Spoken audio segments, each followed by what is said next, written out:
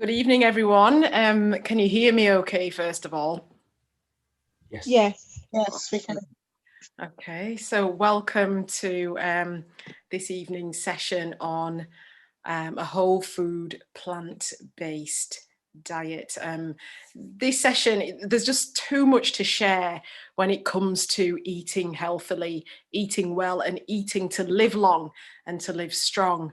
And I'm certainly not a nutritionist, so I'm going to give you that disclaimer straight away. I'm not a nutritionist, but I know a little bit, a few basic things that can help us all to perhaps make healthier food choices when we're thinking about our diet and when we're thinking about, what we're going to have to eat. And that's what we're going to look at a little bit tonight. And it really just is an introduction because there's just realms and realms and realms of information out there. And I do not have all that information, number one, and certainly number two, even if I did, an hour would not suffice. But hopefully we can come away with a few things that can help us make healthier choices and perhaps open our eyes a little bit to foods that we perhaps thought were healthy that are not actually the case. So let's begin. Whole food, plant-based diet. So the question is, do you suffer from or do you know anyone who suffers from any of these? Type 2 diabetes, heart disease, high blood pressure, obesity, or unfortunately, cancer? If you do, or if you have any of those things, or if you know anyone with any of those things, would you like freedom or would they like freedom? I'm sure the answer to that question is always going to be yes. And if that is the case, then really what you want to be doing and what I want to be doing is moving to a whole food, plant-based diet. And this is an example of what we mean by a whole food, plant-based diet. So on the picture, on the screen, and can you see my screen? Can you see lots of fruits and vegetables on there? Yes. Yeah, okay, fine. So what we mean by whole plant foods really are the foods that look as much as they did when they were taken from the ground or plucked off the tree or taken from the bush, whatever it grew on. When it came in that most natural state, it was a whole food. And we want to be eating them in as much as possible in that state as we can, because those are the most natural states. And those states are the ones which have the most good and healthful nutrition for us. And just as the picture depicts, you can see fruits and vegetables of a variety of colors. There's deep reds, there's greens, there's yellows, oranges, browns. You want your plate to be as colorful as possible. And if you remember from last week, we talked about foods that are high in antioxidants, and we spoke about the deep red and the deep purple fruits like blueberries and blackberries and strawberries and raspberries, all the berries and plums. They are the highest antioxidant fruits. And when we look at the highest antioxidant vegetables, we're looking at the cruciferous vegetables, which are, as I said, the things that look like an afro. So we're talking about broccoli, deep green, kale, deep green, and then cabbages. Some of them are green, some of them are white. But also food like garlic and onions are highly antioxidant and highly antiviral as well. So we want the range of fruits and vegetables to be eaten. Okay, so what are the advantages of plant foods in their whole state? So when we're talking about the whole state, we're talking about foods that have not been refined. And what do I mean by the word refining? Well, when we refine foods, we make them finer, but actually making a food finer usually means stripping it of all of its nutrients. So I'll come to this point again a little bit later when we talk about carbohydrates, but when you have a food, for example, a whole grain like wheat, That wheat, you've seen wheat fields, and you take it, looks like a bit like dry grass, doesn't it? And you can grind that and you can make it into whole wheat flour. That is a whole food still, because all you've done is grounded wheat. But when you take that wheat and then you strip it of most of its bran, and you strip it and strip it, you lose the fiber, you lose most of the minerals, you lose most of the vitamins, and what you end up with is white flour. And metabolically speaking, when a person eats white flour, that is quickly converted into sugar. It's actually more quickly converted into glucose than table sugar. And that's probably a bit shocking for some people, because you're like, well, table sugar, that's going to become glucose really, really, really, really quick. But actually table sugar, normal white table sugar, that consists of two molecules, a molecule of glucose and a molecule of fructose together to make sucrose. And that has got to be split into two, and then you'll get glucose and you'll get fructose. Whereas with white flour, as soon as you eat it, it very, very quickly becomes glucose, and it will increase your blood sugar very, very, very quickly. So that is a bad process, because when you increase your blood sugar very, very quickly, the pancreas then releases insulin to match that blood sugar. And often when you get these big surges of insulin release, this affects the way in which the tissues actually respond to insulin. The tissues then become in a state what we call insulin resistant, and this increases the risk of people getting type 2 diabetes. Now, you may not remember that mechanism, but what you want to remember is that refined carbohydrates, especially refined grains, refined whole grains, are going to cause a problem with your metabolism, which will eventually increase your risk of type 2 diabetes if you continue to eat foods like that. So just bear that in mind. And that is the same also for other types of refined carbohydrates, which leave us with very high sugary foods like chocolate, like biscuits, like cakes and things like that. They've got a lot of simple sugars in them, and it's going to cause this reaction with our insulin and cause us to have an increased risk of diseases like type 2 diabetes. But anyway, I digress a little bit. So going back to plant foods. So plant foods, whole foods, which have not been refined, which have not been destroyed, if you like, and highly processed, they're usually high in fiber. Now, it is true that there are some foods which are higher in fiber than others. So, for example, citrus fruits, unless you're going to eat the skin, which most people don't do, they don't have much fiber in them. And obviously citrus fruits are plant foods, they're whole foods, and we want you to eat them, but they're not very high in fiber.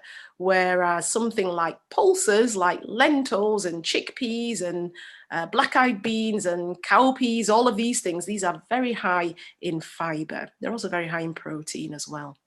But fiber is your friend, and we're going to talk a little bit about fiber a bit more, so I won't spend too much time on it right now. So plant foods, in their whole state are powerful antioxidants. And as I said to you last week, that antioxidants, they help to protect cells, and they often help to boost immune function as well. And so antioxidants help to prevent disease, they help to prevent cancers, they help to increase immune function generally, and they help healing. Plant foods are usually lower in saturated fats. Now, I say usually because there are some plant foods which do have quite a lot of saturated fat, but this is the exception rather than the rule. Most whole plant foods are low in harmful fats, and they are actually high in healthy fats. And we'll talk a bit more about fats later. Plant foods also have zero cholesterol. That is no cholesterol at all. And it doesn't matter whether that food is an avocado or an olive or a nut. Those foods are plant foods, and yes, they have a lot of fat, but they do not have cholesterol. In order for a food to have cholesterol, that food needed to have, or needed to come from a source which had a face, a liver, or a mother, or it had to be a mushroom. So if the food once upon a time had a face, or if it once upon a time had a liver, or if it once upon a time had a mother, or was a mushroom, then these foods will contain cholesterol. Why? Because you need to either be a mushroom or you need to have a liver to produce cholesterol. Because plants do not have cholesterol, because plants do not have a liver, they cannot produce cholesterol and they do not contain cholesterol. Mushrooms are an exception. They do not have a liver, but they do produce cholesterol in small amounts. But also they are not plants. So mushrooms do not come under the category of plants at all. They're in a completely different kingdom. So that's just for something for you to think about and to remember. I'm not saying that you should never eat mushrooms. I'm just saying that they are not plants. Okay, so moving further on, plant food tends to be lower in calories, especially if it's in its whole state. Now, this is one of the reasons why it's important that we remember that we're eating whole food. McDonald's fries, if they are fried in vegetable oil, is plant food. But clearly it is not healthy plant food, and clearly it is not whole food. If you were to eat the potato with the skin on, then you would be eating a whole plant food. If you eat McDonald's fries, fried in all that oil, you're eating lots of free radicals, and that clearly is not healthy. Okay, and it's high in calories as well. Okay, so plant foods, they prevent and fight many, many, many debilitating diseases, as I mentioned in the first slide. So we're talking about plant foods, especially because they are high in fiber, they tend to prevent heart disease. And when we're talking about heart disease, we're talking about any disease of the heart and all of the blood vessels. And if you remember that your brain is full of blood vessels, and any food that is going to damage the blood vessels around your heart is going to damage the blood vessels everywhere else in your body as well, including your brain. So any food that increases your risk of having a heart attack because you've damaged the blood vessels that supply the heart with oxygen and remove the toxins away, if you damage those blood vessels causing heart disease, you're also going to be at risk of actually having a stroke. And I just want to let you guys know, a stroke is a dreadful thing, especially severe strokes. If you die of a stroke, that is a bad thing. Hands down, it's a bad thing. But actually, if you have a severe stroke and you have to live with the consequences of it, that is a horrendous thing for many people. People struggle with speaking, they may struggle with their movements, they lose their ability to function for themselves, they often need carers, their mental capacity and function often goes, their personality may change quite dramatically. Living with a stroke is a bad thing. And if you're a carer of a person who's had a stroke, that is a very difficult thing as well. And so really, we want to be doing all what we can to reduce our risk of these horrendous illnesses, really. So heart disease is one of the major things that plant foods definitely reduce. Excuse me, I've just gone a bit too far forwards. Okay, cancers. These are decreased by whole plant foods, type 2 diabetes, even depression.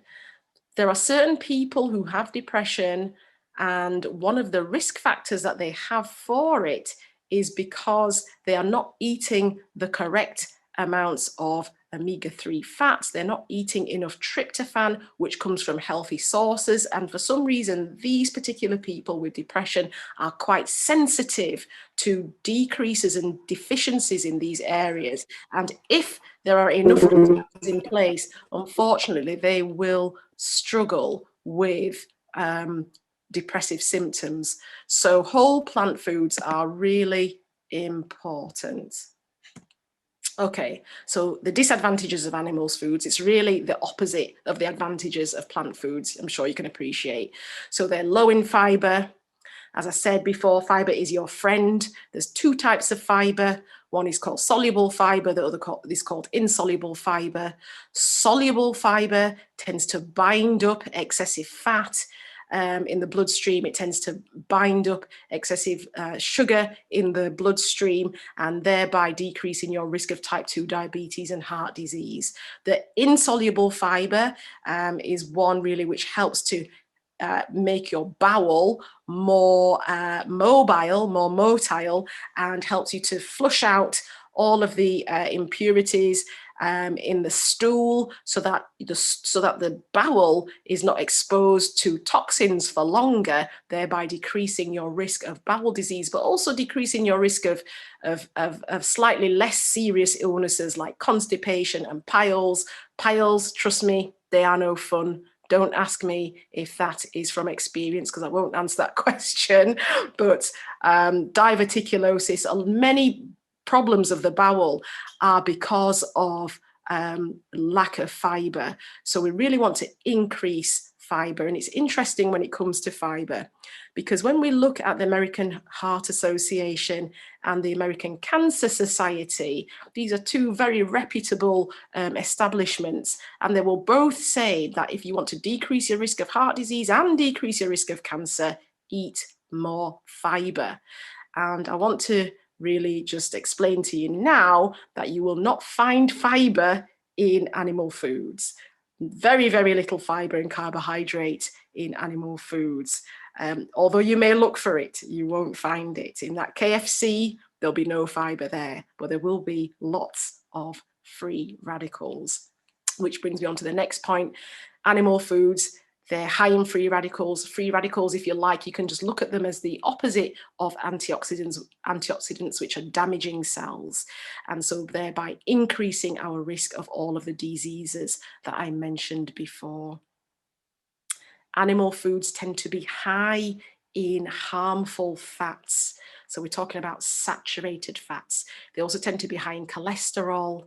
They increase the risk of lots of diseases, and they have pretty much no antioxidants. And if they do contain antioxidants, so for example, you can have animal foods that contain zinc. However, if you're getting your zinc from animal foods, you're also going to be getting saturated fat, cholesterol, and free radicals from that animal food as well. So as you can see, the zinc, which is protective, that is found in that animal food, it may then perhaps be counterbalanced by all of the other damaging things that you're going to be getting from that same animal food source. So just move on. It's amazing how quickly the time goes, but this is Dr. Caldwell Esselstyn. I think he's a professor now, actually. And he is a doctor based in the Cleveland, or he was based in the Cleveland Clinic in Ohio, in the States. And he was, I think, a breast surgeon, but he found that he was doing all these breast surgeries for women who had breast cancer. And one thing that troubled his mind was the fact that he was unable to prevent, although he was doing all this breast surgery, he was unable to prevent the women falling victim of breast cancer. The surgery he was doing was not stopping any future people from getting breast cancer. And he really wanted to think about, well, what can I do to help prevent people from having this debilitating disease? So he started doing some research. And in that research, he actually found that if you modify someone's diet, you can lower their risk of illnesses. But the illnesses that he found seemed to be responding so well to his studies were heart disease. And so I'm going to just take you through a study that he did. It's quite profound. And by the way, there is a video and there are books in the series called Forks Over Knives. And you can hear the testimonials from Dr. Caldwell Esselstyn and what he's been able to do for his patients. So if you just remember that, put it into into Google, Forks Over Knives series, a lot of the work that's been done by him and other people like Colin T. Campbell of the China study, you'll find this information from that source.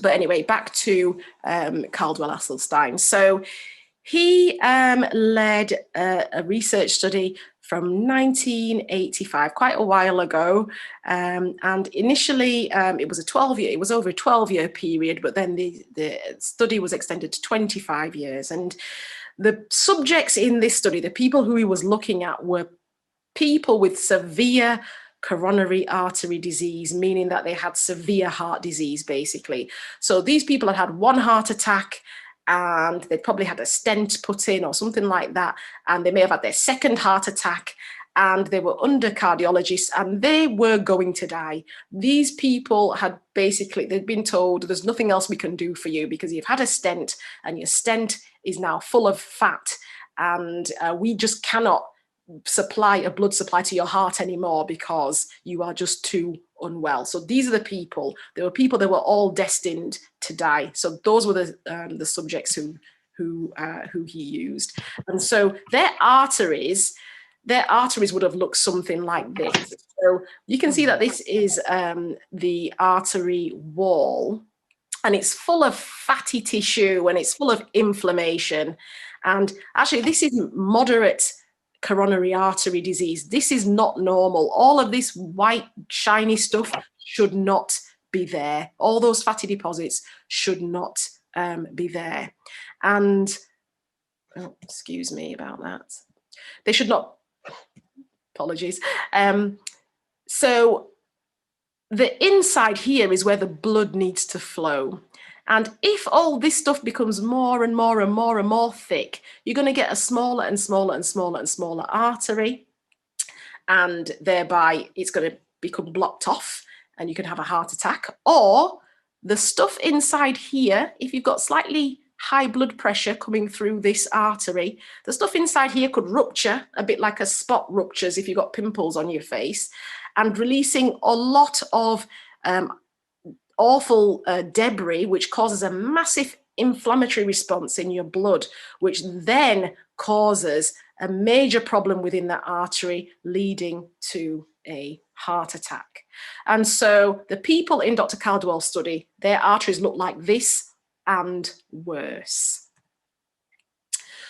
So what he wanted to do was, he understood that cholesterol and saturated fat was a problem with people with heart disease. So he wanted to do something with people's diet to try and decrease their cholesterol levels and manage their heart problem so that they wouldn't die, basically. So what he wanted to do was, he wanted to get the people, all of them, all these people who had heart problems, to have a normal cholesterol level. And that's what these numbers are. So they wanted, in fact, it's better than normal actually, but he wanted them to have a cholesterol level of 150 milligrams per litre or less, or 3.8 millimoles per litre or less. And this is optimum cholesterol. I don't even know if my cholesterol level is that good, but that is what he wanted to do. He wanted to try and reverse the disease. And he also wanted to, that's their total cholesterol. And I will tell you later that cholesterol comes in a few different forms, but this LDL cholesterol is a dangerous cholesterol. It's a cholesterol which increases our risk of having a heart attack. And he wanted to make sure that this dangerous cholesterol was kept very low at a level of 2 millimoles per litre, because levels like that really mean that your risk of getting heart disease is very minimum. So how was he going to do it? How was he going to take these people who were about to die and change their cholesterol levels so that they were at a healthy level, so that these people could live and not die? So what he did was he took away their animal foods. And he took away excessive amounts of oil. So these patients, they had to avoid oil, fish, fowl. So any kind of fowl, chicken, poultry, any type of turkey, whatever, all of it. Red meat, dairy, and all high-fat foods. This also includes high-fat foods that come from the plant kingdom. So these patients, they were not eating nuts and they were not eating olives and things like that. And so he took all that away. I think they were allowed some semi-skimmed milk, just I think about 100 or 50 mils a day to have with cereal. I think that was the main source of fat, what they were exposed to. And what he included was he gave them grains. So he gave them whole grains. He gave them legumes. So a legume is a vegetable wherein we eat the fruit or the seed of that vegetable, which is grown in a pod. So this would include peas. It would include beans of different types. It would include peanuts. Peanuts are actually a legume. Even though we classify them as nuts, they are legumes.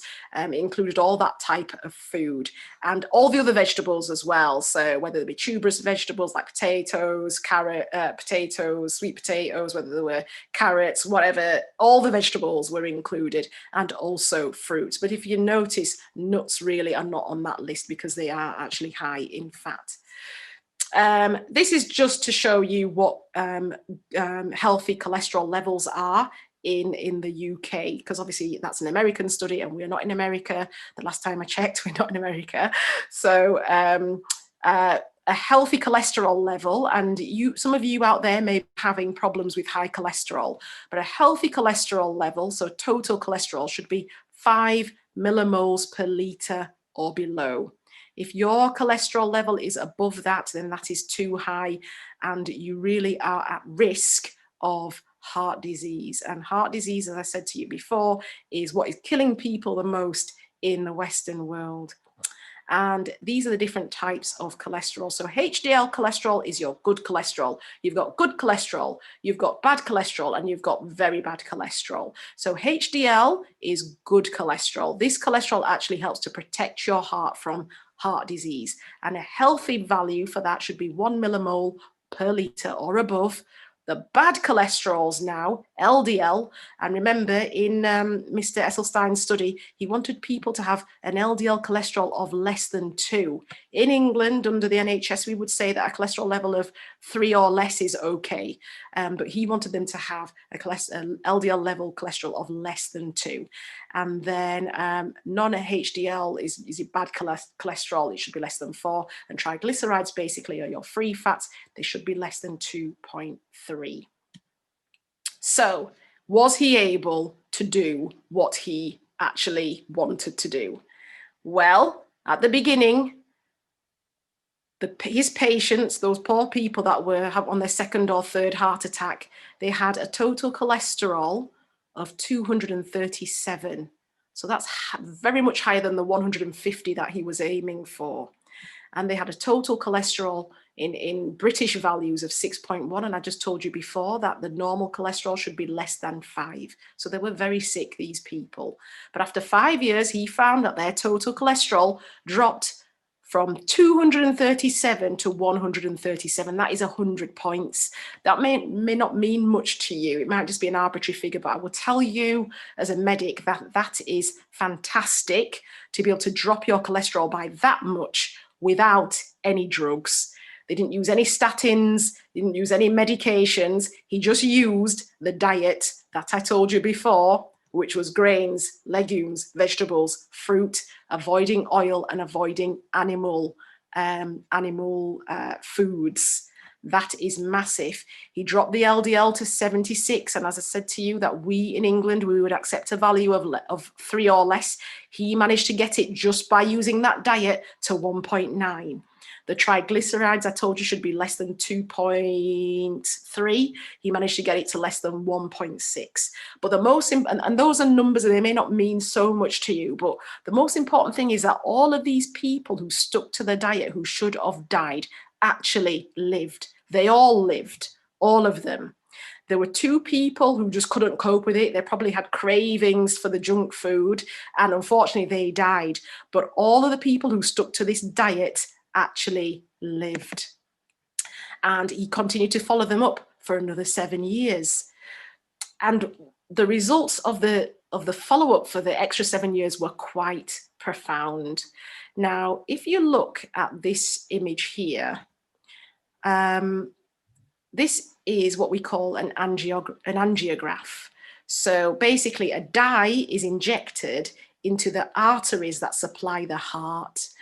And if you look at this one where my cursor is on the left and it says distal LAD, LAD means left anterior descending artery. It's one of the major arteries that feed your heart, and all this grey stuff around here and all that grey stuff around there is heart tissue basically.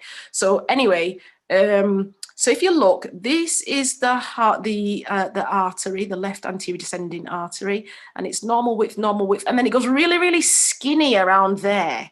That skinniness basically is blockage. It's become so blocked, only a little tiny bit of the dye can get through because it's actually constricted.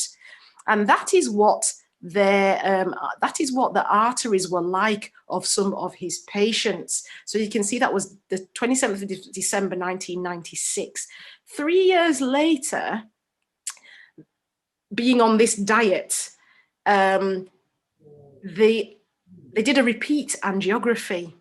And when they repeated the angiography, we found actually that the left anterior descending artery now was open, and it's now fat here. It's actually opened up, and that's why you can see more of this white dye going through. And we can see that there, where it's blocked, 3 years later, it's actually become open. It's become wider.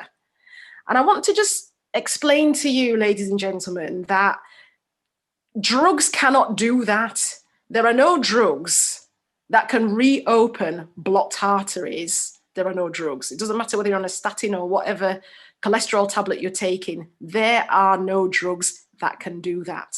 But it seems that changing your lifestyle and taking away the animal foods and the high fat foods out of our diet can cause this. Now, I'm not saying that this happened to everybody in his study. It didn't. But for those who it did happen to, it was quite remarkable. And it is a testimony, again, to the power in plants. So what I would like you to take away from that really is that plant food is powerful food, and it can actually reverse, in some cases, heart disease in major ways which drugs actually can't. So just a quick recap of the major food groups, because I believe we're going to be doing a little bit on food labeling at the end, so I've got to move on really quickly. The major things that we want to be eating, major food groups are, as you know, carbohydrates, proteins and fats, and then micronutrients. I'll just group all of those things together. And what we mean by micronutrients really are vitamins and minerals really, which we get from our food. Just ask us all to mute our mics. Awesome. Okay. And people are concerned that some of these vitamins and minerals cannot be obtained from plant sources. So people say, I've got to eat meat because if I don't eat meat, I won't get enough protein, I won't get enough iron, I won't get enough vitamin B12. But actually, there are many people who eat meat and animal foods, so I'm talking about dairy as well, and eggs and all of that, who are actually deficient in vitamin B12. And they probably won't be deficient in iron, but there are plenty of dark green leafy vegetables which can give you adequate amounts of iron without having to have the cholesterol and the dangerous saturated fat and the free radicals. And people say, well, I've got to drink milk because if I don't drink milk, then actually I won't have enough calcium. Now, suffice it to say, I'm not working for the dairy industry or any industry like that. But unfortunately, you'll find that many of these industries that are out there, they are not so much concerned with your health as they are with their profit. And we have been told that we must drink cow's milk to get enough calcium. However, I think what we need to consider is that humans are the only mammals that will go to another mammal repeatedly and routinely to obtain that mammal's milk to rear their young and to continue to consume it in adult life. No other mammal does that. Cows don't do it, dogs, cats, orangutans, any mammal that you think of, they don't do that. In some desperate situations in the wild, you may find one mammal rearing the young of another mammal. That sometimes happens, but that is the exception rather than the rule. But there is no mammal in nature that routinely goes to another mammal for its milk to rear their young and also continues to drink what is really classed as a food for babies in adulthood. Only humans do that. You have to ask yourself, what is the reason? And on top of that, the other issue is that there's actually enough calcium from varied plant food like collard greens and many other types of greens actually. These foods come from plants, and again, you can get all the calcium you need, especially in adulthood, when you are not having to be breastfed anymore. So yeah, when people say that we can't get the vitamins and the minerals that we need from plant foods, that is largely not the case. However, I would say to you, as far as in the case of vitamin B12, and also people who eat meats and animal foods as well, probably need a supplement to have adequate cases of vitamin B12. But this is very true for vegans and vegetarians. Okay, so just moving quickly, healthy carbohydrates. So healthy carbohydrates basically is what I said before. They're carbohydrates that are contained in whole foods that have not been heavily refined or processed. And again, it's the fruits, the vegetables, nuts and whole grains. And as I said before, they're high in fiber, high in antioxidants, and low in calories. And they decrease the risk of the same illnesses that I said before, so I won't go back into that. But just a quick thing about whole grains. I'm sorry that this doesn't come out very well, but whole grains. So whole grains are any carbohydrate food really that will eventually get broken down slowly into glucose. And whole grains are grains characteristically because the grain itself is formed of three general layers. So it's got the innermost layer, which is the germ, and the germ is packed with lots of B vitamins, E vitamins, phytochemicals. So many of those phytochemicals will be antioxidants and healthy fats. That is in the germ. Then we have the middle layer, which is the endosperm layer, and that is where you've got your starches really. And these will be broken down. These are the things that are going to be broken down into the glucose. And then it's got an outer layer of bran, and that bran layer is fiber filled. There's so much fiber, and as I said before, that fiber is your friend, both soluble fiber and insoluble fiber. Very, very important. And also there's lots of B vitamins in this outer bran layer. So 3 layers of any grain: the bran, which is the fiber and the vitamin B layer, the endosperm, which is a carbohydrate, starchy or sugary layer, and then the germ layer, which is full of E vitamins, B vitamins, and lots of micronutrients. And that is true for all grains, basically. So whether that grain is corn, whether that grain is wheat, whether it is spelt, whether it is quinoa, whether it is barley, whatever the grain is, there's just so many, amaranth grain, it could be, there's so many different grains, buckwheat, there's so many of them. Generally, that is how they're made up. But then when you go from a whole grain to a refined grain, so this image here on the right, on my right, is a refined grain. As you can see, they've taken away the germ, which is the innermost layer, which has got all of the antioxidants in it and a lot of the vitamins and minerals, and they've also taken away the very important layer on the outside, the bran, which contains the fiber. So you're losing all of your goodness, and you could look at this as perhaps wheat or whole wheat, let's say, that would be whole wheat. And then you could look at this one as white flour. So you go from that to that.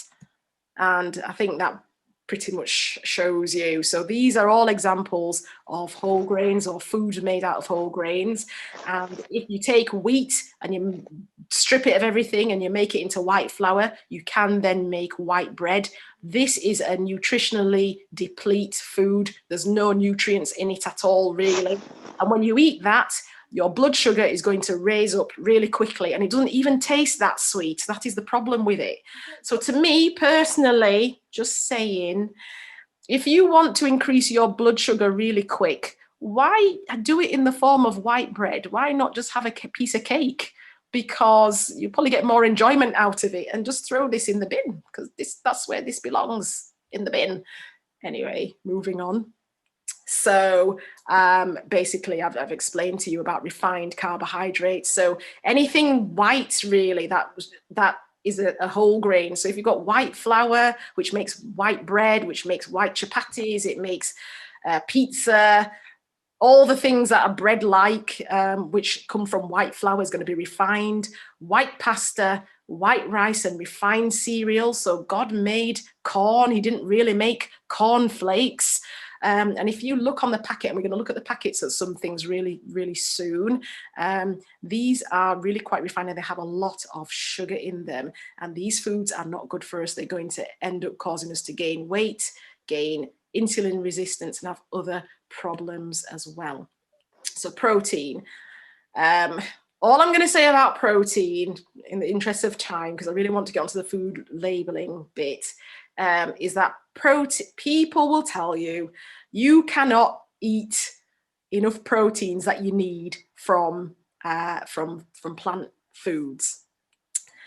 And yeah, they'll say, I need to eat my meat because I need to have protein. But I would just like to bring to your attention that, and I wish I'd put a picture of it's on, but a fully grown gorilla needs more protein than yourself or me. But a fully grown gorilla is a strict whole food, plant-based omnivore, herbivore, I mean. And actually, if there is no human intervention and a gorilla is left to eat what a gorilla will eat naturally, it's going to go for whole foods that come from plant sources. And a gorilla is quite happily able to get all the protein it needs that way. And we can too. And actually, women who are not big bodybuilders probably only need about between 40 and 50 grams of protein a day, which you can easily get that from plant sources. And men, perhaps a little bit more. But actually, there's men out there who are bodybuilders who are strictly vegan. And so it is possible for you to get enough protein from plant foods. And what kind of foods have contained the largest amount of protein? Well, really legumes, lentils, chickpeas, beans, all of the pea beans type of foods. And they're really good for making like curries, or you can make rice and peas, or you can make all different types of things. And you'll find that many countries all over the world will use these things. And, you know, even baked beans that come in a tin, they do have quite a bit of sugar and salt, but they're still high in fiber and they're high in protein. So any types of beans, lentils, I just knew that person there. Yeah, these are going to have plenty of proteins. And I said to you before, peanuts are legumes and they contain proteins too. But please, if you have a nut allergy, don't attempt to eat peanuts. And tofu. Now, tofu is a good source of protein, and tofu actually, which obviously comes from a soybean, again, a legume, is also a good source of calcium as well, which comes from plants. And there is a amino acid in tofu called tryptophan, which is massively important, again, as I said, in people who are sensitive to dietary insufficiencies and depression. And for some people, if they're not getting enough tryptophan in their diet, they are going to, and there's enough other risk factors, they're going to unfortunately have depression. But actually, if you maximize and optimize the amount of tryptophan in their diet and correct the other things, because I just want to let you know that it's not just one thing, but if you correct the situations with the nutrition, and also you decrease the other risk factors, you will find that their depression often improves in sensitive people. Not everybody is sensitive that way. Okay, and then the last thing about protein is that it's kinder to the kidneys if the protein comes from plants than protein that comes from animals. So you've all heard of the, what is it called? The, oh, the name has gone from my head. It's the keto diet. And basically people were eating high fat and high protein. And when they were doing it, and they were getting their fat from eggs and their protein from bacon and different types of the Atkins diet, that's it, the Atkins diet. We found that people who were on that diet actually, they did lose a lot of weight, but actually what happened is their cholesterol levels increased, the saturated fat levels increased, and they were at higher risk of having a heart attack. And they were also higher risk at going into renal failure, that's kidney failure, which you just don't see when people are eating whole plant foods. So just bear that in mind. And finally, I'll just finish this last bit on fats. There's two types of fats. They're either healthy or unhealthy. And I just want to just say that when it comes to fat, just like when it comes to sugar, the healthiest way of eating that fat or that sugar is to eat it inside a whole food. So some people will say, well, if I eat a lot of fruit, that's unhealthy because there's too much sugar. But actually, that sugar in that fruit is encapsulated in skin, it's encapsulated in a bit of fiber, it's encapsulated with other minerals and vitamins. So that is actually a healthy way to eat your sugar. It's when we start refining that food and extracting the sugar out of it, this is where we're eating too much sugar. And the same is true for fats. If you're going to eat fat, and we all do need to eat some fat, the best way to eat the fat is to eat it inside a whole food that is a plant. When you start extracting the fat and refining the food and extracting the fat and making oil and butter and margarine and all of these things, this is where we're going to be eating too much fat, and we're going to increase our risk of these diseases. So healthy fats, how can you tell if a fat is healthy when you look at it? Well, when you look at it, it will be healthy if it's in the food that it should be in. So a nut or an olive or an avocado or seed. If it looks like that, then it's going to be a healthy fat. But when you start to extract it from the food, it should be liquid at room temperature.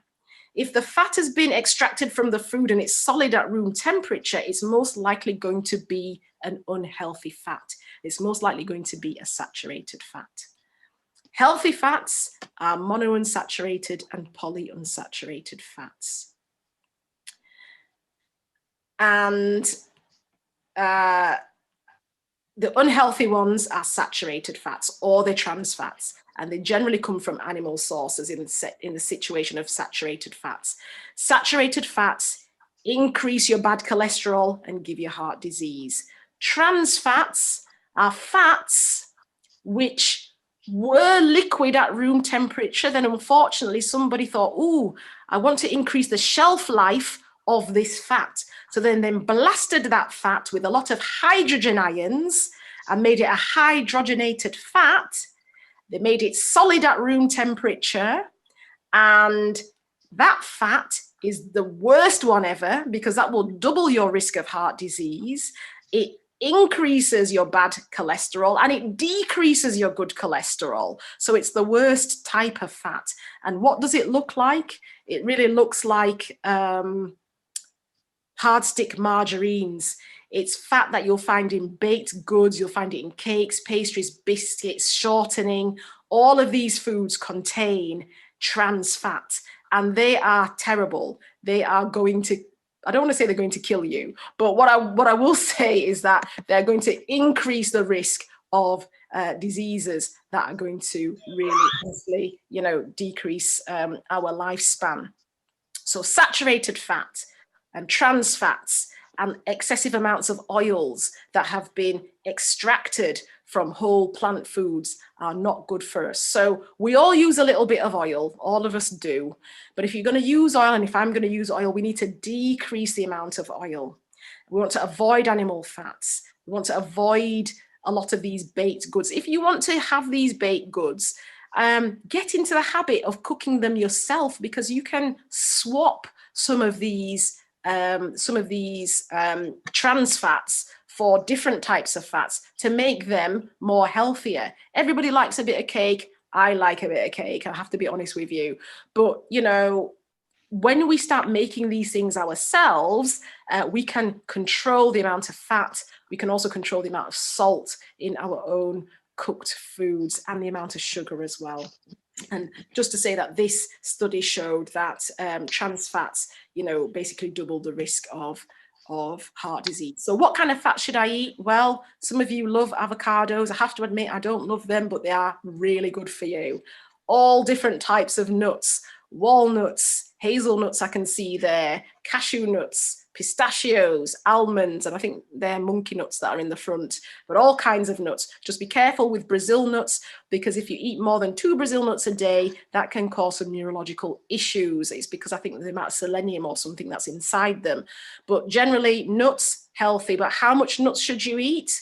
1 serving a day, 5 days a week. So 1 serving is the amount that you can hold in your hand.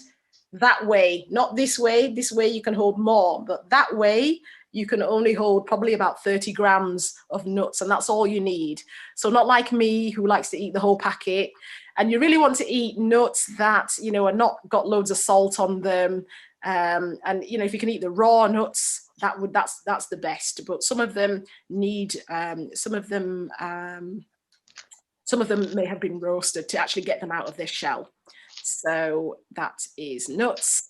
Olives, these are my favorite food ever. If any of you want to buy me a birthday present at 6th of June, you can get me some olives. But like me, if there's any of you olive lovers out there, you have to watch the amount of olives you're eating, because olives are full of salt, unfortunately. And things that you can do instead of putting margarine on your bread is to think about perhaps using nut butters, that come from almonds or cashews or peanuts or whatever. And hummus is also another thing that you could put on your bread instead. That contains tahini, which is from sesame seeds. It's basically sesame seed paste. So that's from a whole food. And it is not from margarine, which is a trans fat. Okay, so moving on. So that's just a little bit about good sources of carbohydrates, fats, and proteins coming from whole foods, and the reason why we need to eat them. So I'm just going to move a little bit, because I did promise that we were going to do something on label reading, and I would like to give you guys the rules, or just a few guidelines about how to read foods or how to read the nutrition ingredients on foods that are found in packets or tins, because a lot of us still eat foods that come from tins and packets and in the freezer section. But you want to try to choose the food so that you know what you're eating. If you pick it up and you know that this is rubbish and you eat it, well, at least you knew that it was rubbish. But when you picked it up and you thought it was healthy, but because you didn't know how to read the label, you thought it was healthy and you ate it and you thought it was healthy and it actually wasn't. That's a terrible situation. So we want to try to avoid that from happening. So I've got some food here, and we're going to actually read the labels in the last 10 minutes. So, but before we do that, I want to give you some nutrition rules. Now, this is probably where you need to take your phone and perhaps take a little picture or write it down quickly if you can write fast. But I just need you to remember these general principles. So the first thing is, when it comes to fat, the total fat that we consume should be less than 35% of our total calories. Now, most of us should be having about 2,000 calories in our diet. If we sit down all day, you don't need 2,000 calories because you're not burning 2,000 calories. But just around about figure. Men perhaps need a bit more than ladies as well. If you're trying to lose weight, you want to decrease the calorie consumption. But all of the calories that you eat, 35% of it and no more should be fat. So either 35% or less. And of that fat, ideally 5% of it and no more. If you want to push it, 7% at maximum should be saturated fat, because saturated fat, as I said before, is going to increase your bad cholesterol and increase our risk of heart disease and cancer as well. So the food that we're eating in a day should not, 35% of it or less should be fat. And 5% of that 35% really, well, sorry, 5% of the food that we're eating should not be, it shouldn't, sorry, I'm saying this all wrong. Saturated fat should not compose more than 5% of the calorie intake that we're taking. So we've got to be really careful about that. So that's the first rule. And there's a few more other rules as well. So when we're considering the amount of salt that we're having in our diet, we shouldn't really be having more than 2 grams of salt a day, which is 2,000 milligrams. So what does 2 grams of salt look like? It looks like 1 teaspoon, a level teaspoon as well, not a heap teaspoon, a level teaspoon. That is about 2 grams of salt. And as far as refined sugars are concerned, so these are added sugars. They're not sugars that are contained in fruits or vegetables or whatever. They're added sugars. So we should not be having really more than 16 grams of added sugar per day. Now, what does 16 grams of sugar look like? It looks like 4 teaspoons. So if you're a person and you have 5 cups of tea a day and you put 2 sugars in that, then that's 10 teaspoons of sugar. So you've already exceeded the amount by quite a bit. Now these values that I'm giving you are the values that I learned when I went to Weimar Institute of Health. I do understand that the NHS values are probably a little bit more liberal than these, but if you want to have optimum health and you want to decrease your risk the most, then you'll perhaps follow these and be a bit more restricted. And when you're looking at any packet and you want to look at how much sugar is in the packet, you pick up the packet and it will say carbohydrates in the ingredients. And then underneath carbohydrates, it will say of which sugars. And then when you look at that of which sugars, that is talking about the added sugar or the excess sugar. And then you can work out how much sugar is in each serving of that food. Next, we'll move on to when we're looking at packaging, we should look at it and we need to look at the ingredients. And salt, sugar, and oils should not be in the first 3 ingredients.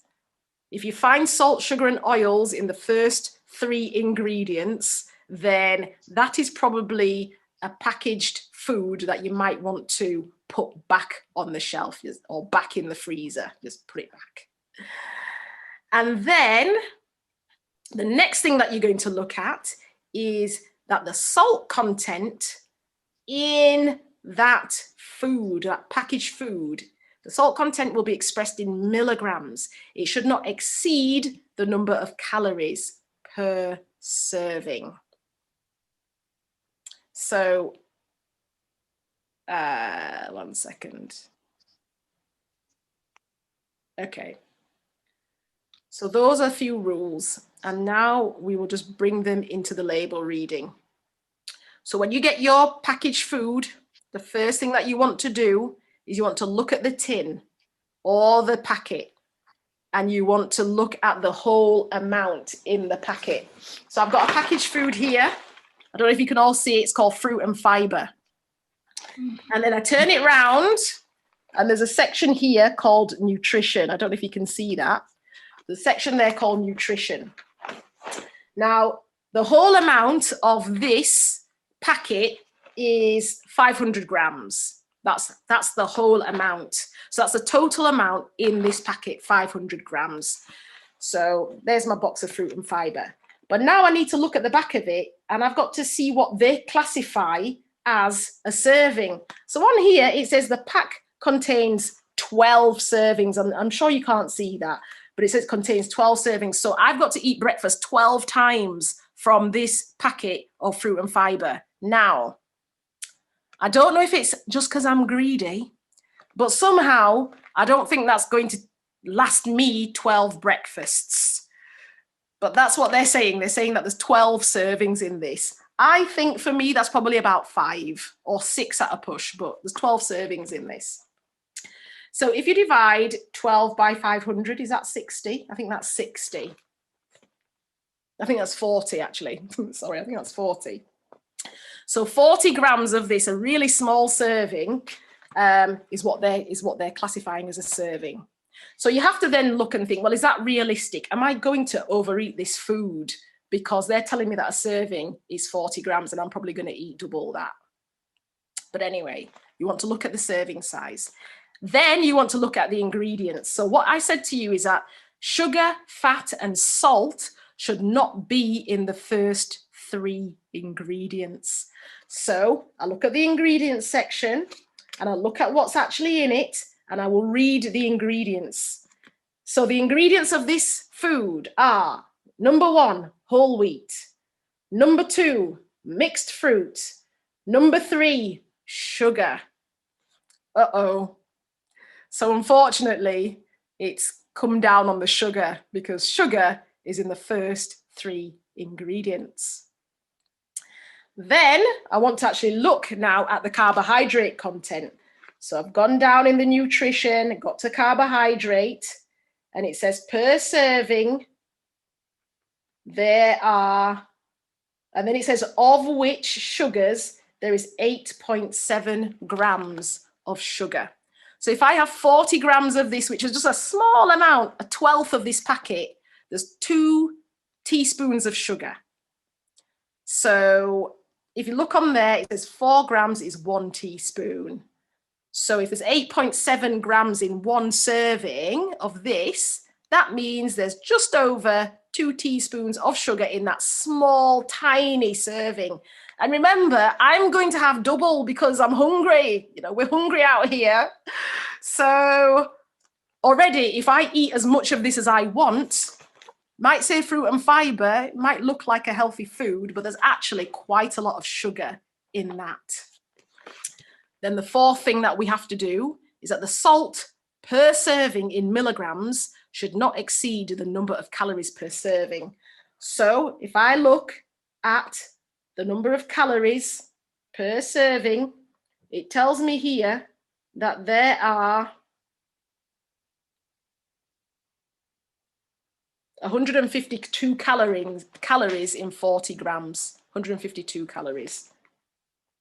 So how much salt is there in a serving of this? If I go down to the salt, so it says typical values: energy, fat, carbohydrates, fiber, protein, salt. So salt is at the bottom. And it tells me that in 40 grams, there is 0.3 grams of salt. Actually, 0.3 grams means 300 milligrams. So I said to you, there's 157 calories per serving, but there's 300 milligrams of salt.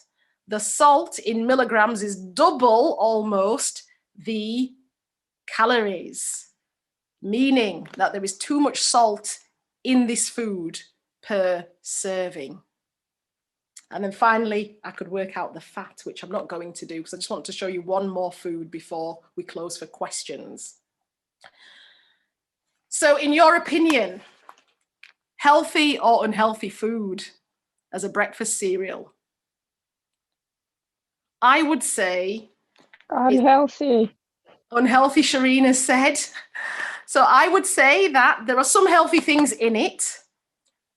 And when you picked it up off the shelf, you know, you saw fruit and fiber and you said fortified with vitamins and iron. And you said, yeah, it looks like a really healthy food, but actually you have to beware that there's quite a lot of sugar and salt in this. It may not be as healthy as you thought, but I tell you that it's healthier than sugar puffs or the ones that are covered with chocolate. It's healthier than that, it is.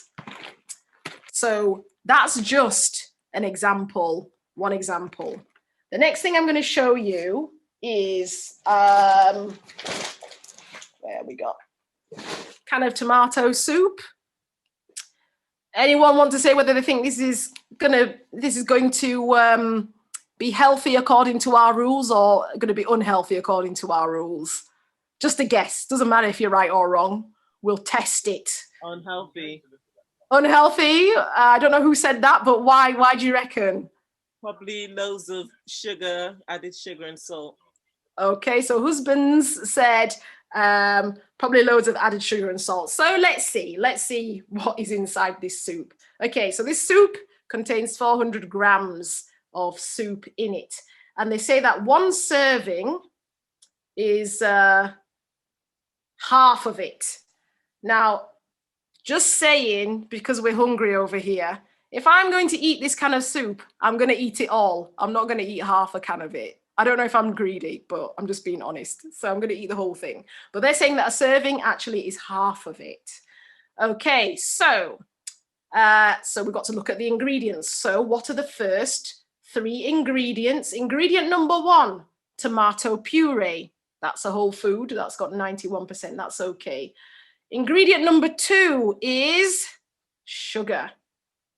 And ingredient number 3 is rapeseed oil.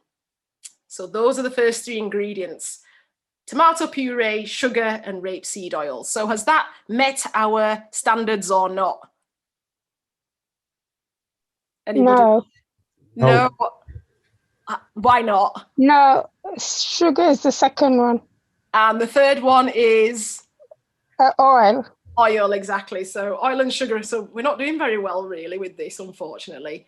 Next thing, we have to look at how much sugar actually is there. So if I go to carbohydrates of which sugars, so actually in half a tin of this, there's 12 grams of sugar. So how much is 12 grams in terms of teaspoons? 6 teaspoons. Yeah, so there's 6 teaspoons in the whole thing. And in half of it, where there's only actually 12 grams, that means there's 3 teaspoons of sugar in half of that. But I'm going to eat it all because I'm hungry. So you're eating 6. So you've already exceeded the amount of sugar by eating the whole of this, unfortunately. But anyway, we move on because we should finish what we start. So the salt per serving should not exceed the number of calories per serving. So it tells me that in this, there is 115 calories in half the tin, in one serving, 115 calories. Right, okay. But the salt, anyone want to guess how much salt is in this? In half a tin of this, just guess. Okay, no one wants to guess. So I'll tell you. 3 grams. Okay, that's a bit much, 3 grams. That okay, that is a bit much, I guess. But for this, it's saying that there's actually 1.1 grams, which is 1,100 milligrams of salt in half a tin. So the whole tin has got 2,200 milligrams of salt in it, which is too much. Okay, so that's all of your salt that you're supposed to have just in that tin of soup. So in summary then, does anyone want to tell me whether this is a healthy food or not according to our guidance? Unhealthy. Unhealthy. Now, I don't want to sort of like tell you that, you should never, ever, ever, ever in your life eat a tin of soup, because there's worse food that you can eat other than this tin of soup, right? But I just want you to be aware that the minute food becomes placed in packaging, whether it's tins or whether it's other types of packaging, there's probably going to have more salt and more calories and more fat in it than what you thought. So yeah, if you're going to eat this, go ahead and eat it, but don't eat it every day. Eat it perhaps as a treat once a month, and make sure you drink loads and loads and loads of water before and afterwards, I would say. because most people would pick that up and just say, oh, it's cream of tomato soup. That's going to be fine. And you think that it's okay, but actually it's probably got more salt and sugar in it than what you had imagined. But it would be wrong of me to kind of, just show you all bad foods. Things that you can have instead of fruit and fiber for breakfast would be things like shredded wheat, Weetabix, whole oats. This is porridge, whole oats. These are just wheat and oats. There's nothing else in it. It's whole food. I found some spelt flakes, which have some sugar in them, but the sugar quantity is very, very, very low. Spelt is a different type of whole grain, and they're quite nice. You can add blueberries and, you can add a bit of honey on top if you want. And if you add your own honey, you can see how much you're adding rather than having this kind of hidden sugars that are in the foods. I had so many other foods to show you, but we really have run out of time, and I would like to have some time for questions. So I hope that you have understood how to read food labels and that you've made a recording of this somehow. Anyway, I believe that this presentation is going to be online, so you will be able to go back to it and look at the rules, and you can write them down. But just bear them in mind. I mean, I don't want you to be going in a shop and being paranoid, like, I'm not going to eat anything. I don't want you to be like that. But just to be aware. And having said that, the food that you eat, that you cook yourself, is invariably going to have probably less salt, sugar, and fat in it than when you buy it off a shelf. And this is why, we're going to encourage you to eat a whole food, plant-based diet. And before I end, I'm just going to leave you with some inspiration from the Bible. I told you that I'm an advocate of whole health, and I do believe that there's a strong link between religion and good health.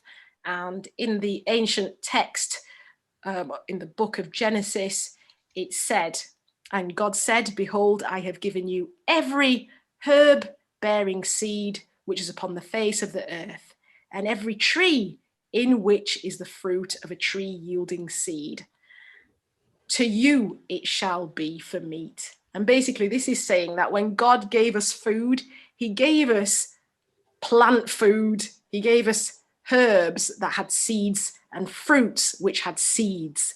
These were to be for our meat, meaning our food, meaning our sustenance, because these foods are the healthiest foods which help us to live long and to live strong. Thank you very much. Okay. As always, we thank you, Dr. Judith, for a wonderful presentation. As I think Judith had said from very early on, there's so much for us to cover in such a short period of time, and we could have been talking about this one particular subject of nutrition for weeks and weeks and weeks. But hopefully we've all had a flavour. We've all, forgive the pun, we've all had some understanding of how crucial food is in terms of being the best health that we can be, or in the best health that we can be. We're going to give some time for questions. We've had a couple come up on the chat, but before we do, a couple of quick plugs. Hopefully you've all enjoyed this first of our two-part series or two-part presentations on nutrition. Next week, we're going to be carrying on nutrition and helping those of us who, yes, might want to be making the transition into making better choices in what we're eating. But one, we don't know what we should cook. So we're going to be talking about meal planning. What can we do to think, okay, I want to make a transition. I want to increase my plant-based food elements. I want to decrease perhaps some of the meat and perhaps some of the unhealthier elements. How do I plan my meals? And we are also going to be having a cooking demonstration. So not only how can we plan, but how can we actually carry out what we're trying to do? I think the presenter for next week, Kathleen, she is on the line at the moment. So we really looking forward to that. No pressure, Kathleen, next week in terms of us looking at meal planning. Yes, hi Kathleen, meal planning, and then a wonderful cooking demonstration. So please join us again next week. Please invite your family and friends. Right, the second thing we want to do is to give a prize. Now, for those of you who have been on our Better Health events before, we like to spoil you. So we are going to give a prize to 2 people who are in the audience today. Now, if they are still with us, do we have the first one? And it's nothing to do because he's probably got one of the best names in the world. But we have drawn out Gary Mercer. Is Gary still around? I think I can see his name. Gary, are you still with us? Yes, yes. Okay, welcome. Good evening to you, Gary. As I said, you've got a fantastic name there, sir. Thank your parents for that wonderful name. But you will be happy to know, hopefully, that you are the first one out of our hat to receive this wonderful prize. Now, am I holding that right?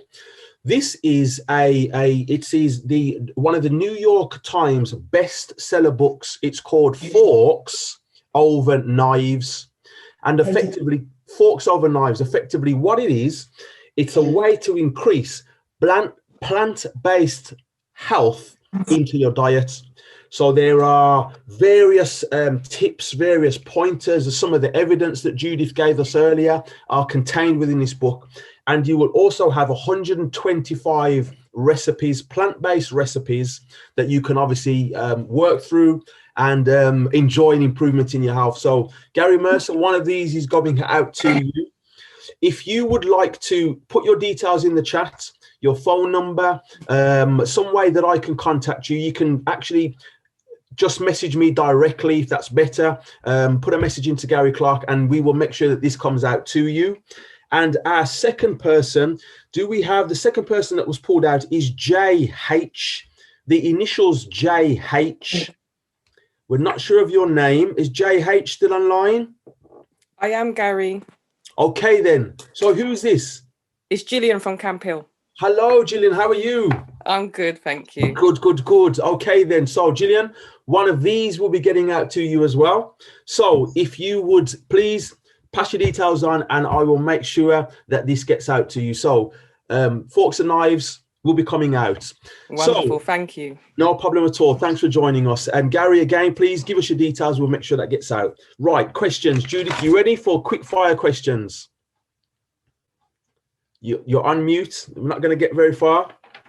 Apologies. No, I'm joking. Okay then, right. First question was, if anyone's still got a question, please place it in the chat or unmute and ask the question at the appropriate time. But we'll go through the ones that I've noted on the chat first of all. You mentioned vitamin B12. Where can we get vitamin B12 from? I think we covered this last week. Was you suggesting you get yours perhaps from Holland and Barrett? Do I remember hearing that? I do. I mean, so if you're on a whole food plant-based diet, you are probably going to be vitamin B12 deficient. I mean, you can get some sources from spirulina, you can get some sources from fortified cereals like what they call bran flakes and things like that. But generally, people are usually quite low in vitamin B12. And so this is where I do advocate a supplement. And vitamin B12, it comes as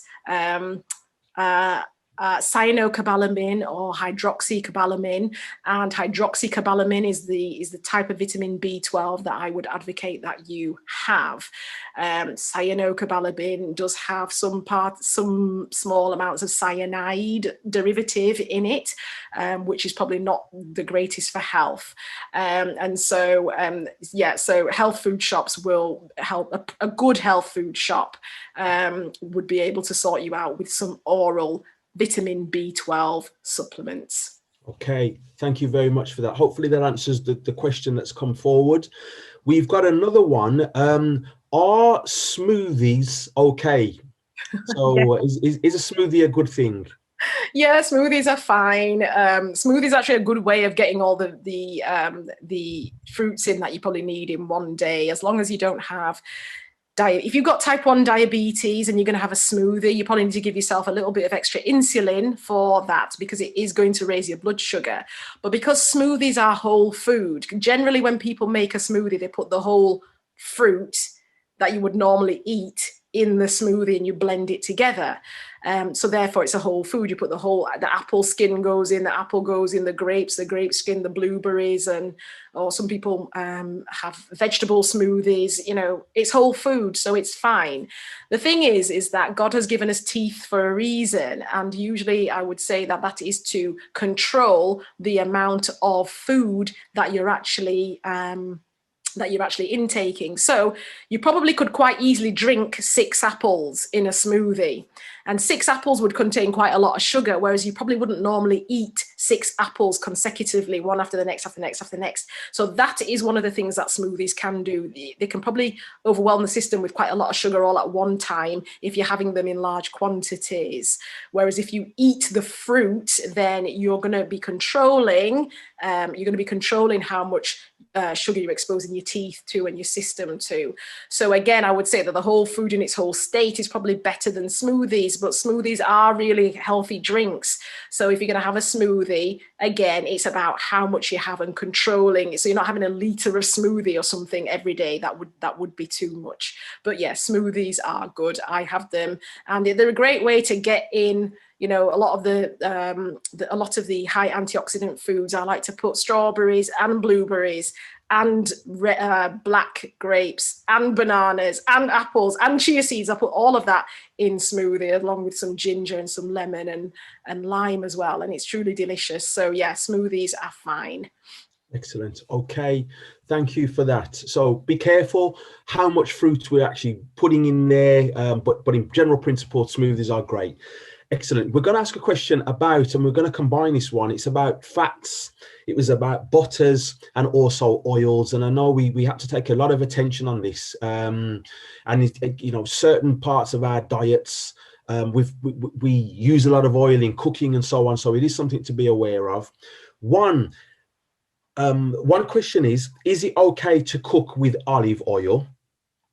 And can I ask the question about butters generally? What would you suggest, if any, is the better butters? So is it okay to cook with olive oil? And what, if any, is the best of the butters we can use, or margarines? Well, you said no margarine, didn't you? Yes, I did. Okay, so let's scrap the margarine. No margarine. Which, if any, of the better butters, and can we cook with olive oil? Okay, so I can't stress this enough. Oil is not a healthy food, whichever oil you use. I can't say that it's healthy. I can only say that some of them are worse than others. So if you're going to use oil, and we all do, use a small amount. So if you're going to use a small amount of olive oil, then go ahead and do that. But I'm not saying that that's healthy. The healthier thing to do would be to eat olives and to wash off most of the salt, to be fair. That would be the healthier thing to do. But I understand that we tend to have to use some oil. So if you're going to use olive oil, only use a small amount. There are worse oils that you could use. So for example, palm oil. And that is something that, like my family, we come from Ghana in West Africa. And I remember first time seeing it, it's palm oil, it's bright orange. I'm like, what is that? And actually what it is a lot of saturated fat, and it comes from a plant source, but it's not a healthy oil. So so there's some oils which are worse than others. But if you're going to use olive oil, a tiny amount. If you're going to use butter generally comes from animal sources, butter. And it is a saturated fat. It's full of saturated fat. It is not healthy. I would not advise anyone to use butter. Small amounts of butter can actually increase your risk of heart disease quite a lot. But small amounts of margarine can probably increase your risk of heart disease more. So 4 grams, just 4 grams daily use of margarine increases your risk of heart disease really significantly. So you want to throw the margarines in the bin. I wouldn't advocate using any kind of butter for cooking with, but if you want to use a butter and you're not allergic to nuts, then I would say forget your usual butters, your Lurpak and all them ones, and move actually to nut butters, because nut butters actually are whole foods. That means if you get a a load of peanuts and grind them, or if you've got a blender that's strong enough, they will eventually turn into peanut butter, or they will turn into cashew butter, or you can buy them from the shop. Just check the ingredients to make sure that's all that they've got in it. And you can use these as spreads instead of your Lurpak and Stork and whatever the other ones are called. But I do not advocate using butter. But if you are going to use it, know and understand that it is not healthy. Okay. We're going to have one more question, but before we do, I'm going to thank Gary for being present. But Gary's just informed me that he's actually just a little bit out of our usual zone. Gary's actually joining us from the sunny island of Jamaica. So thanks for being here, Gary. Wonderful to have you here. I've just heard that there was actually somebody else on the call. I think they were from St. Lucia. So we've got a very international connection tonight. But it's going to be a bit of a challenge to get the book to Jamaica. We would try, but it's going to be a challenge. So we're going to make the pick again. So is King, I'm just looking at another name, is King still on the line? There is a phone that's identified as King. Does that ring a bell to anybody? Is that Kurt King? If that's Kurt King, then he's from Barbados. So okay. If that's him, I'm not sure if it's him or not. It's Terry. Hello. Hello. Hi, Gary. It's Terry and Yvette. Hi there. How are you? Fine, thanks. Yourself? Yes, good. Thanks. Good. We will be passing this award of forks and knives over to yourself. Yep. So if you could drop me your details in the chat, we'll make sure this gets off to you. Okay, great. Thank you. Oh, no problem at all. Right. Time is against us, 8:30. We've got one more question that I've noticed. Almond milk. Is almond milk better than cow's milk? I would say absolutely yes. I'd say that any of the plant-based milks really are better than cow's milk for human consumption. Obviously, if you're allergic to almonds, then no. Then cow's milk is, or another plant-based milk is going to be better. But yeah, because really, almond milk doesn't really have lots of almonds in it. It's probably got more water in it than anything. And most of the plant-based milks are like that. But cow's milk has got a lot of casein in it. It's got a lot of protein that our kidneys just don't need.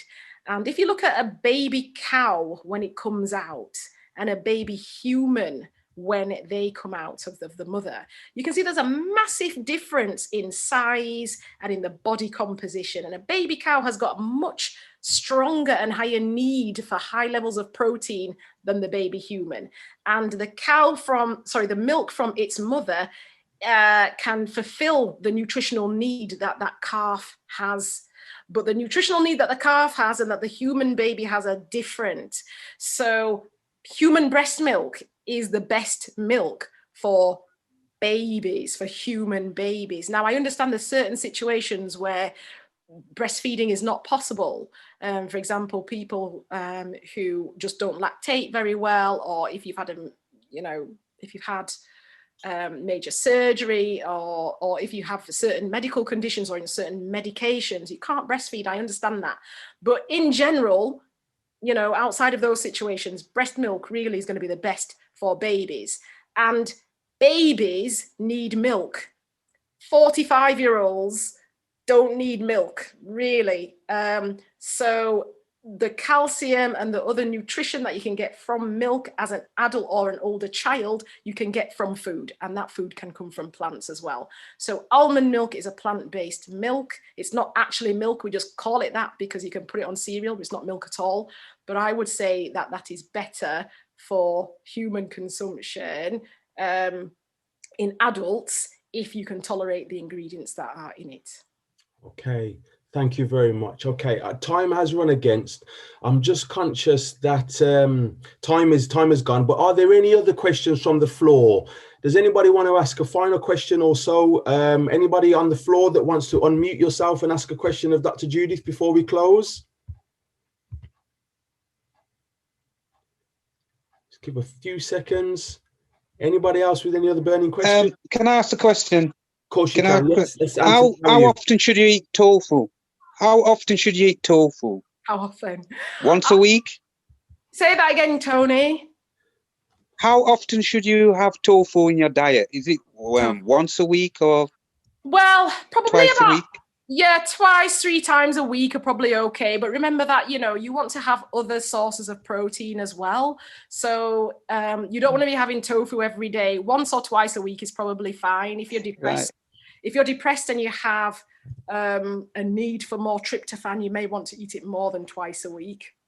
But otherwise, yeah, once or twice is fine. And then the other days you can have other sources of protein. So you can have different different pulses and different legumes. But yeah, certainly it won't come to harm if you eat tofu twice or 3 times a week. I know there was this thing about, you know, can soy products feminize men? Yeah. What I would say is, you know, if we look at our counterparts who are in the Oriental world, you know, they use soy quite a lot. They use bean curd, which is really what tofu is, quite a lot, and they're not all under-virilized, meaning that they're not developing breasts and feminine features. So so I think it is safe to do that, but like, you know, any general nutritional information that we would give is that you want to have a varied diet. So if you're on plant food, you want to make it varied. You don't have the same food every day. You want to eat and incorporate as many of the different plants into your diet as possible. And if you're having tofu every day, then you're not going to be able to do that. So yeah, once or twice a week, even 3 times is probably fine, but mix it up, mix up the fruits and the vegetables and eat them as whole as you can. Okay, thanks. Thank you. Thanks for the question and the response. Very final one. Michelle's just put one in the chat. Can you use, and maybe Kathleen, if you're still on the line, you might be able to help with this. Can you use nut butter when baking bread? Not saying we're not going to take Judith's advice on actual baking and cooking. We're not saying that at all. But Kathleen, as a precursor to next week, can you use nut butter when baking bread? I've never tried it. However, I know some people use a peanut sauce, but that's a legume, isn't it, really, as Judith says.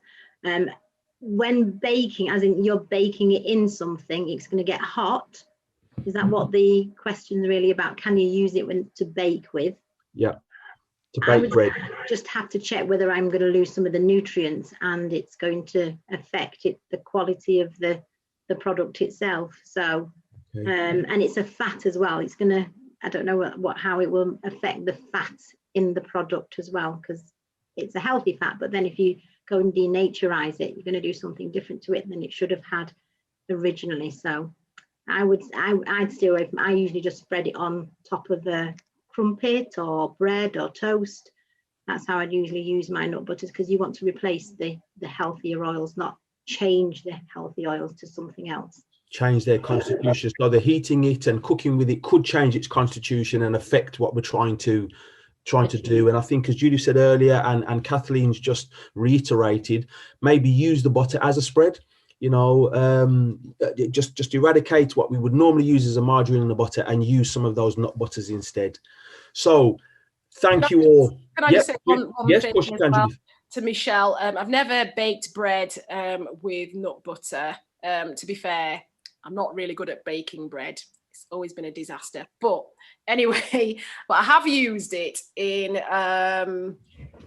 like flan bases and quiche bases, and actually it's worked okay instead of using other types of fat for the base of it. So yes, I'm not sure about using nut butter in bread, but if you want to make other things, then you can use a little bit of nut butter instead of actual butter or yeah, something that's going to end up being like margarine and having trans fat. And also, if you want to make like pie, let's say you want to make apple pie or something like that, there are some recipes where you can change like the hard trans fat for an oil. You can put that instead, just for the sake of making your pie crust as well. So, but as for bread, not sure about the nut butter, but if you try it and it's nice, please let us know next week. Yes. I was going to say, I think some people might use it for cookies as well. So if they're going to be baking in a little bit of a biscuit, that might be somewhere where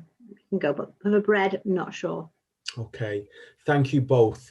Okay, so another encouragement about joining us next week, meal planning and a cooking demonstration. So we encourage you to join us next week for further information on nutrition.